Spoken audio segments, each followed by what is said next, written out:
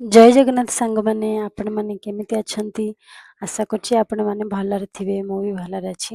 ସାଙ୍ଗମାନେ ଚାଲନ୍ତୁ ଆଜି ଆମେ ପ୍ରସ୍ତୁତ କରିବା ବନ୍ଧାକୋବି ମଞ୍ଚୁରିଆନ୍। ଆପଣ ଭିଡ଼ିଓଟିକୁ ଫାଷ୍ଟରୁ ଲାଷ୍ଟ ଯାଏଁ ଦେଖନ୍ତୁ। ଆପଣମାନଙ୍କୁ ମୋର ଏ ରେସିପିର ଯଦି କିଛି ପାର୍ଟ ଆପଣମାନଙ୍କୁ ଭଲ ଲାଗିଥିବ ତାହେଲେ ଭିଡ଼ିଓଟିକୁ ଲାଇକ୍ ସେୟାର ସବସ୍କ୍ରାଇବ୍ କରିବାକୁ ଭୁଲିବେନି।